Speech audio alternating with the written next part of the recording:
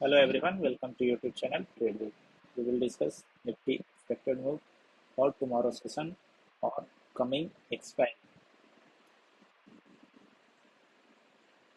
Standard disclaimer रहेगा. This video is only for educational purpose only, not for any trade recommendation, suggestion or any kind of trade suggestion for execution. You may kindly consult your financial advisor for any your trade decision or trading plan for execution.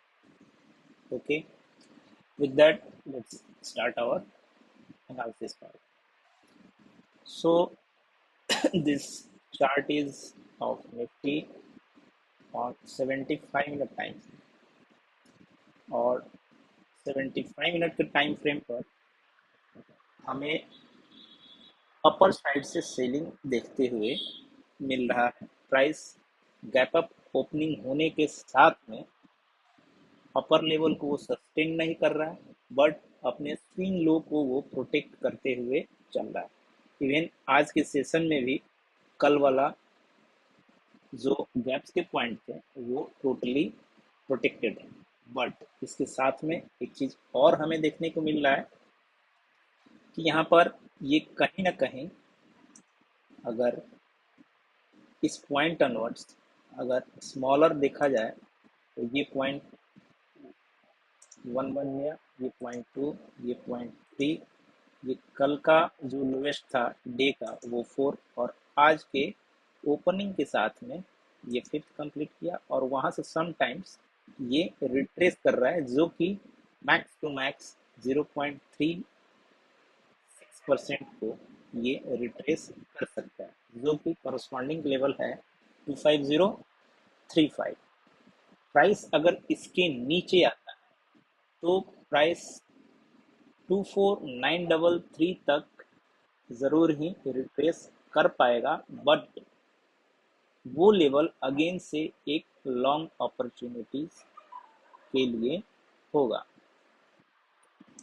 Long opportunities अभी भी बना हुआ है और अपर destination एक leg अभी भी pending है.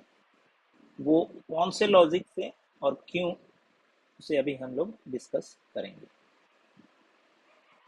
तो अभी तक के पार्ट में लॉन्ग टर्म वाले वीडियो को अगर पिछले संडे का आप रेफर करेंगे तो इस पार्ट को हमने ए डिस्कस किया है, इससे बी और इसे हम लोग सी डिस्कस करते हुए चल रहे हैं, जिसमें यहाँ पर अगेन से हम इस पार्ट को ए मान रहे हैं और यहाँ ए बी सी करते हुए इस पार्ट को हम बी मान रहे हैं और इस लेग को एज ए सी.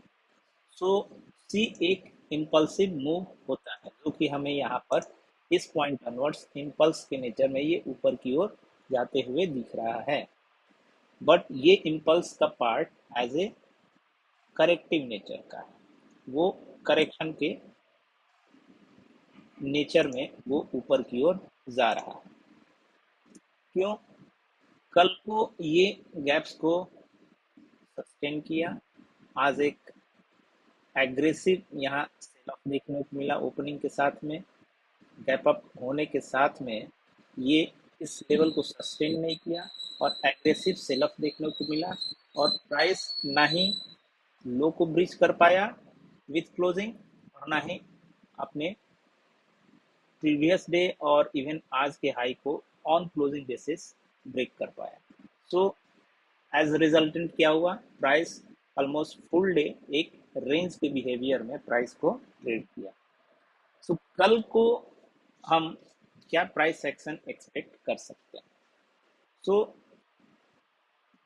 ये पॉइंट अगर हमारा बी है और हम ये मानकर चल रहे हैं as per period wave theory कि यहाँ पर ये 1 बनेगा, ये 2 और समटाइम्स आज ये थर्ड कंप्लीट हो रखा है और कल हम एक फोर्थ क्रिएट करें ऑलमोस्ट 23.6 और 38.2 के लेवल पर और वहां से अगेन एक लास्ट लेग हम अपसाइड की ओर देख सकते हैं, जो कि अब हम अपने अपर टारगेट्स को थोड़ा सा डाउन साइड की ओर शिफ्ट करेंगे।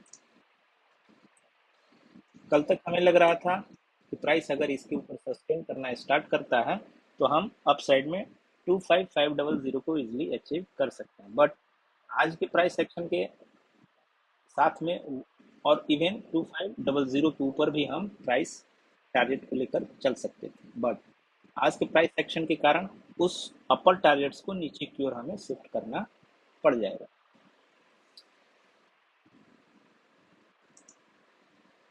सपोज ये थर्ड का रिट्रेसमेंट यहाँ से लेकर यहाँ तक, अगर इस प्राइस को मैं यहाँ से, जो कि मैंने जीरो से अप्लाई किया हुआ था, इसको मैं अगर टू के वेव लेंथ से इसे रिट्रेसमेंट अप्लाई करूँ तो कल ओपनिंग के साथ में अगर प्राइस 250,575 को, सॉरी 25075 को अगर सस्टेन करता है या इन दोनों लेवल्स के 50% के लेवल सस्टेन करता है, वो एग्जैक्टली क्या लेवल होगा, जस्ट ए सेकेंड।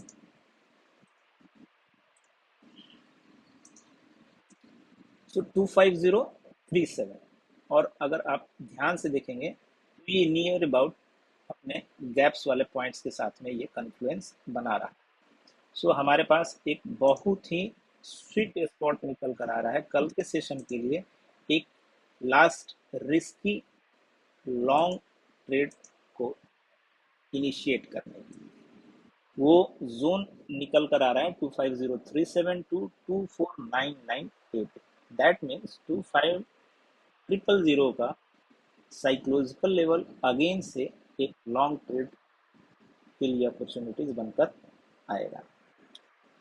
बात करते हैं इंडिकेटर वाइज, तो यहाँ पर एक कंफर्मेशन जो मिलना चाहिए था इस प्राइस एक्शन में नहीं है, इस वेव नेचर में नहीं है, जिसके कारण ये इसे मैं ट्रेंडिंग इम्पल्स न मानकर एक करेक्टिव इम्पल्स मानना पड़ रहा है। बिकॉज जब भी किसी भी इम्पल्स में थर्ड प्ले हो रहा होता है तो थर्ड पर इंडिकेटर, चाहे वो आरएसआई हो, एमएसीडी हो, या इवन XYZ कोई भी आप इंडिकेटर यूज करते हैं, तो वो विद थर्ड के साथ में प्ले होता है, ना कि वहां पर कहीं कोई डाइवर्जन नेचर आता है with in that wave third. तो यहाँ पर अगर हम देखें कि जहाँ पर अगर हम वे के करस वेव वन के करस्पॉन्डिंग RSI पर अगर हॉरिजॉन्टल लाइन ड्रॉ कर दें तो अपना ये थर्ड जहाँ से ये रिज्यूम हो रखा है, ये इस अनवर्ड्स RSI ने इस वाले हाई को ब्रिज नहीं किया। दैट मीन्स ये कहीं ना कहीं करेक्टिव इम्पल्स का पार्ट, जिसे कि हम एज ए टर्मिनल इम्पल्स भी पढ़ते आते हैं। सो यहाँ पर अब इस लॉजिक के साथ में हम इसे कैसे ग्रैब कर सकते हैं, तो जहाँ पर अब टू फिनिश हो रखा है, ये वेव टू हम काउंट करके चल रहे हैं, तो इसने प्राइस को आज RSI ने इस कॉरस्पॉन्डिंग वेव टू के RSI को ब्रीच भी किया है, और इसके साथ में यहाँ पर अगर हम डाइवर्जन वाले RSI को भी कंसीडर करें और इस पॉइंट को काउंट करें तो ये हमारा बहुत ही ज़्यादा इम्पोर्टेंट कल के ट्रेडिंग पर्पस के लिए ये RSI एक क्लूफुल इंडिकेशन दे सकता है।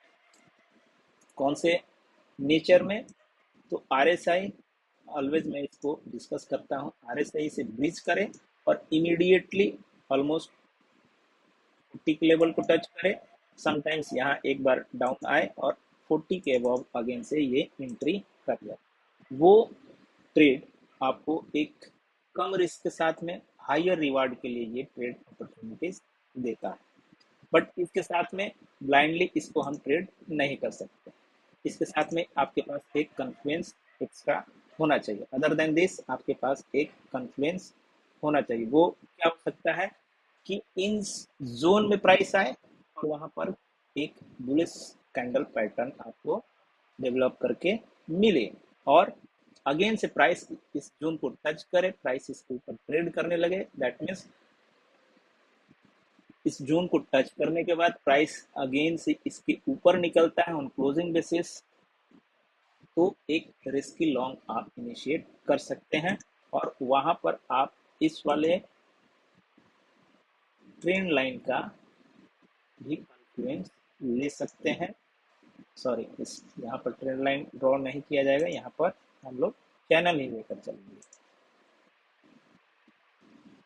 जस्ट ए सेकेंड, इसे अप्लाई करने में बस।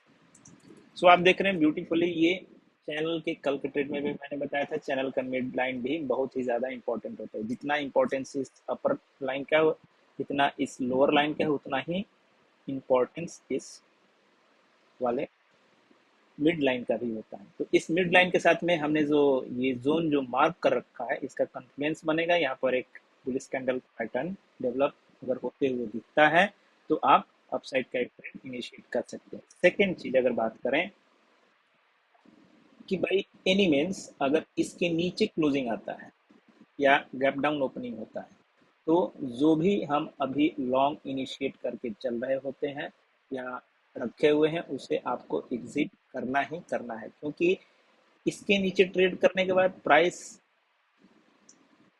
इस वाले ट्रेंड, ये जो लेवल है 24901, इसके नीचे जरूर ही विजिट करेगा। ठीक है, और प्राइस जब अप साइड की ओर यहाँ से निकलना स्टार्ट करेगा तो वो हमारे पास एक शॉर्टिंग ट्रेड का एक मौका ज़रूर देगा, जिसमें प्राइस इस नेचर में आपको दिख सकता है। जस्ट सेकेंड, सपोज कि इस यहाँ कहीं ये गैप डाउन होता है, इस वाले लेवल्स के नीचे आता है, इस नेचर में अपसाइड जाए और इस जोन से अगेन से हमें नीचे का एक शॉर्ट मिलेगा, और जब जाकर ये इसे मीट करेगा वो हमारे पास एक लॉन्ग अपॉर्चुनिटीज होगा। और ये वाला मूव लास्ट अपॉर्चुनिटीज होगा जो कि टॉप क्रिएट करके हमें देने वाला है। क्लियर है? और जिस स्पीड से आपको ये ऊपर जाते हुए दिखेगा, उसके डबल स्पीड से ये नीचे आते हुए भी दिखेगा। इतना आपको ध्यान में रख के चलना है।